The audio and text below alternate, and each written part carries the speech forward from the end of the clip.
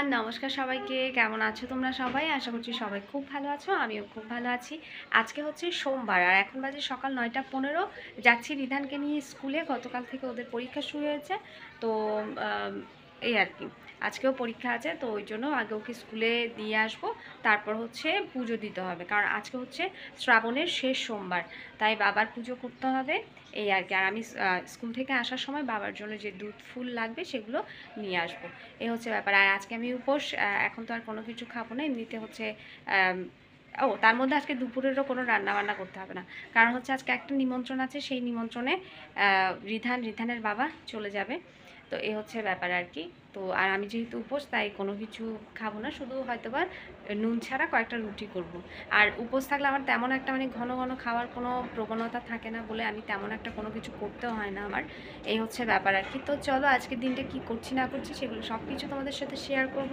আশা করব তোমরা আমার ব্লগটা শেষ পর্যন্ত দেখবে তাহলে। আর হ্যাঁ, যারা নতুন দেখছো তারা কিন্তু অবশ্যই সাবস্ক্রাইব করে চ্যানেলটার পাশে থাকবে। যারা পুরনো ভিউয়ার্স আছো তাদেরকে অসংখ্য ধন্যবাদ। একটা লাইক এবং একটা কমেন্ট করতে কিন্তু একদম ভুলবে না, ঠিক আছে বন্ধুরা? তো চলো আগে ছেলেকে স্কুলে দিয়ে আসি, এরপর তোমাদেরকে দেখাবো কি করছি না করছি, কেমন? চলো। দেখো আমাদের মিউ সোনা, সে হচ্ছে আমাদের এই যে সোফাটা আছে এই পাশে বেরিয়ে এইখানটায় বসে থাকে।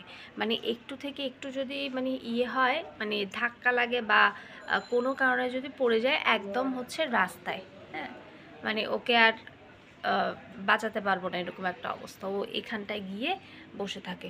এই ভিতরে ঢুকো, ভিতরে ঢুকো, এই হচ্ছে অবস্থা তার। এই যে স্কুল থেকে আসার সময় ফুল, বেলপাতা, দুধ, তারপর ফল সব কিছু নিয়ে আসলাম। এইটুকু বেলপাতা কোনোভাবেই তারা দিচ্ছে না, মানে বেলপাতার যেন আকাল পড়েছে এরকম একটা অবস্থা। হ্যাঁ, মানে এইটুকু বেলপাতা নাকি 20 টাকা দাম। কি বলবো, যে কোনো পুজোতে ফুল, বেলপাতা সব কিছুর দাম বেড়ে যাওয়াটা এখন একটা ট্রেন্ডে পরিণত হয়ে গেছে। এখন বাজে 10টা 10, মাত্র হচ্ছে বাসায় আসলাম, ফুল টুল যা আছে সব কিছু রাখলাম। আর ফুলের মাসি, আমার নিচের যে ফুলের মাসি তার কাছে ছিল না বেলপাতা, পরে হচ্ছে আমাদের সামনে আরেকটু এগিয়ে সেই মেইন রোডে যেয়ে তারপর হচ্ছে ফুল আনলাম। তো এই আর কি, ফুল বেলপাতা আনলাম, কিন্তু এত বেশি কমার্শিয়াল তারা না, মানে কি বলবো, মানে দুটো বেলপাতা বেশি দেবে তা নেই, কিন্তু পরের দিন তোমার দেখা যায় কি সন্ধ্যার পর বা তারপর দিন বা দুদিন পরে দেখা যায় কি বেলপাতাগুলো নষ্ট হয়ে যায়, এদিকে পুরো ফেলে দেয়। তো ফেলে দেওয়ার থেকে বিক্রি করে ফেলা তো ভালো। তো যাই হোক, ওরা ওগুলো বোঝে না, কিছু করার নেই। আমারই আসলে ভুল হয়েছিল, গতকালকে আসলে সব কিছু এনে রাখলে হয়ে যেত, আমি গতকালকে আনিয়ে রাখিনি, তো ভুলটা আমারই, কিছু করার নেই। বাবা যতদূর সম্ভব মানে যতটুকু আনার দেখার আনলাম, ফল আনলাম, দুধ আনলাম, তো এই আর কি। তো মোটামুটি আরেকটু পর হচ্ছে আগে পুজোটা দিয়ে নেব। আগে একটু রিয়ান এদের জন্য কিছু একটা বানিয়ে নিই, তারপর হচ্ছে মানে পুজোটা দিতে আসবো। তো চলো। আমার এত আদর কেন করতে হবে বলো তো? তোমাকে এত আদর কেন করতে হবে? এত আদর কেন করতে হবে? তুমি কালকেও আমার ছেলেকে আঁচড় মারছো, তোমাকে কেন আদর করব আমি? কেন আদর করবো?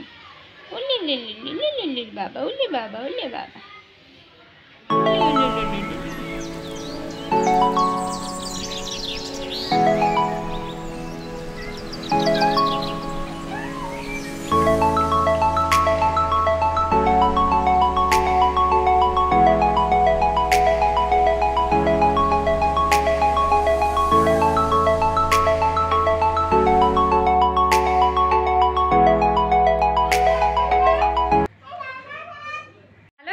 এখন বাজে দুপুর প্রায় 2টা 2:30 বেজে গেছে।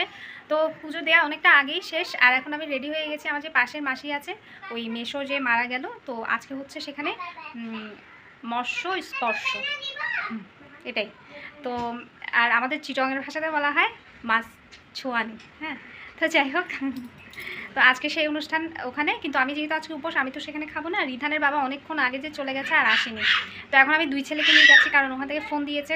ওই দিনও তো যাইনি, তো আজকেও যদি একদম না যাই দেখতে খারাপ দেখায়, কারণ মাসি সবসময় আমাদেরকে যে কোনো মানে মানে খুব অ্যাটাচ থাকে না, যে কিছু কিছু ইয়ে আছে যে না খেলেও যেতে হয়। তো আজকের দিনটা হচ্ছে ঠিক সেরকম, আমি ওখানে কিছু খাবো না, কিন্তু ওই যে ছেলেদেরকে নিয়ে যাব, ওরা সেখানে খাবে, এই আর কি।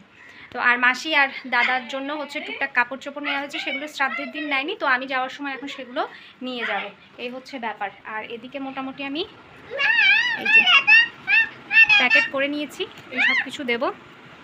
তেমন বিশেষ কোনো কিছু নয়, মাসির জন্য একখানা শাড়ি আর দাদার জন্য একটা প্যান্টের পিস, এই তো এই হচ্ছে ব্যাপার। তো এখন যাব, তো চলো এসে তারপর মানে আবার আড্ডা দিব। আর আমি খাওয়ার মধ্যে ঠাকুরকে যে ফল ভোগ দিলাম তার মধ্যে থেকে 2-3 পিস খেলাম।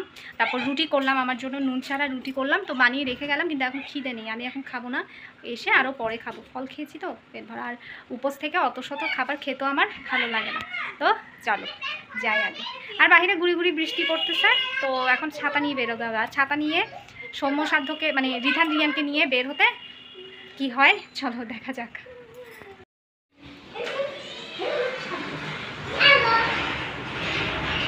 এভরিওয়ান, মাত্র বাসায় আসলাম, আর এই 2 ছেলেকে নিয়ে বের হওয়া আর আসা যে কতটা ধকলের কাজ সেটা যাদের আছে তারা ছাড়া আর কেউ বুঝতে পারবে না। তো যাই হোক, রিধানের বাবা এখনও আসেনি, রিধানের বাবা ওখানে থাল বাসন নিচে তারপর আসবে। জাস্ট জোক, মানে সেটা না, এখন অনেকজন আছে তো, আর আমরা ওদের সাথে এমনভাবে মিশে গেছি, মানে মানে কি বলবো, মানে মানে খুব আপন, মানে আপনরা যেরকম ওরা কিন্তু আমাদের রক্তের সম্পর্কের কেউ নয়, কিন্তু তারপরেও যেন রক্তের সম্পর্ক থেকে অনেক বেশি। মানে আজকে যদি আমি না যেতাম খুব রাগ করতাম। তো যাই হোক গেলাম, আমার মুখ দর্শন করিয়ে আসলাম, আর তার সাথে বাচ্চাদেরকে খাইয়ে আসলাম। তবে একদিকে ভালো হয়েছে যে আমার আর আজকে রান্নাবান্নার কোনো ঝামেলা ছিল না, একদম বেঁচে গেছি। তো যাই হোক, আমি তো আমার মানে ওখানে যাওয়ার আগে আমার জন্য খাবার রেডি করে গেছিলাম, তার কারণ আমি জানতাম যে এসে আমার একদম ভাল লাগবে না। তো এখন একটু ফ্রেশ হব, ফ্রেশ হয়ে ওগুলোকে খাবো, আর মানে আর পাচ্ছি না। আর ওখানে যাওয়ার পর হচ্ছে ওই দই কোক দিয়েছিল, কিন্তু আসলে আমি উপোস থেকে না মানে কোনো জায়গায় খেতে ভালো লাগে না, তো আমি কোনো কিছুই খাইনি। তো ওটা আমার পাশে রিয়ান ছিল, রিয়ানকে খাইয়ে দিয়েছে, ওনারা বুঝতেও পারেনি, কারণ একদম যদি না খাই দেখতেও কেমন লাগে না। তো এই হচ্ছে ব্যাপার। তো এখন খাবো। এখন এখন হচ্ছে টাইম প্রায় হচ্ছে কটা বাজে, এখন প্রায় 4টা বাজে। আমার ঘড়ি, আমার ঘরের ঘড়ি, আমার 2খানা ঘড়ি আছে ঘরে, 2টো ঘড়িই নষ্ট হয়ে গেছে। মানে নষ্ট হয়ে গেছে মানে ব্যাটারি নষ্ট হয়ে গেছে, ব্যাটারি আনতে এই আর কি। তো চলো একটু ইয়ে হয়ে নেই তারপর। আর আমার এই ঘড়ি দেখে যদি আমি চলি, এখানে এখন মাত্র 2টা বাজতেছে, আর আসলে এখন বাজতেছে মানে বিকেল 4টা। তো চলো আগে কি বলে যেন ফ্রেশ হয়ে নিই, তারপর মানে কথাও বলতে পারতেছি না, খিদা লাগছে তো ওই জন্য। চলো আগে যাই, একটু ফ্রেশ হই। ও আচ্ছা, তারপর আমার সেই মাসি সেই দিন রিধানের বাবা এগুলো খেতে চেয়েছিল। এগুলোকে আমাদের এখানে বলা হয় বাঁশকোরল, বাঁশকোরল বা পোরল এরকম কিছু একটা বলে। তো সেই বাঁশকোরল না পোরল, এটাই আমাকে দিল যে নাও গীতি, এটা তুমি মানে ছেলে চেয়েছিল সেদিন। তো এই হচ্ছে ব্যাপার, মাসি আমাকে বাঁশকোরল ধরিয়ে দিয়েছে, বাঁশকোরল না পোরল এটা নিয়ে চলে আসছে। চলো চলো আগে রেডি হই, খাবো খাবো, প্রচণ্ড খিদা পেয়েছি, প্রচণ্ড খিদা। আর আমি খাওয়ার জন্য হচ্ছে এদিকে চা আর রুটি, মানে রুটিটাকে একটু ঘিয়ে ভেজে নিলাম, ঘিয়ে ভেজে নিলাম কি ঘিয়ে ভাজা আগেই ছিল, এখন জাস্ট নিয়ে আসলাম। চলো আগে খেয়ে দেই নেই। ফ্যানটা দাও, ওই ঘরে ফ্যানটা বন্ধ করে দাও, ওই ঘরটা বন্ধ করে দাও, এটা চালায়। চা নিয়ে বসে গেছি, যারা চা খোর তারা মানে তারাই একমাত্র বুঝবে যে চা না খেলে কতটা খারাপ লাগে। আর সকালবেলা এই চাটা না খেলে এত খারাপ লাগে, মানে আমার কিন্তু মানে আরেকটু পর, মানে এখন অলরেডি মাথা আস্তে আস্তে ধরছে, মানে আরেকটু পর যদি খেতাম মাথার ব্যথায় আর এখানে টিকা যেত না।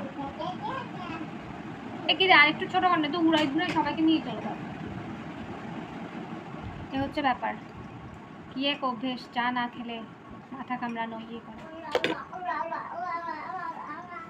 রুটিটা ঘি দিয়ে ভেজে নিয়েছি, তেল দিয়ে ভাজলে আজকে খাওয়া যাবে না, খেতে ভালো লাগবে না।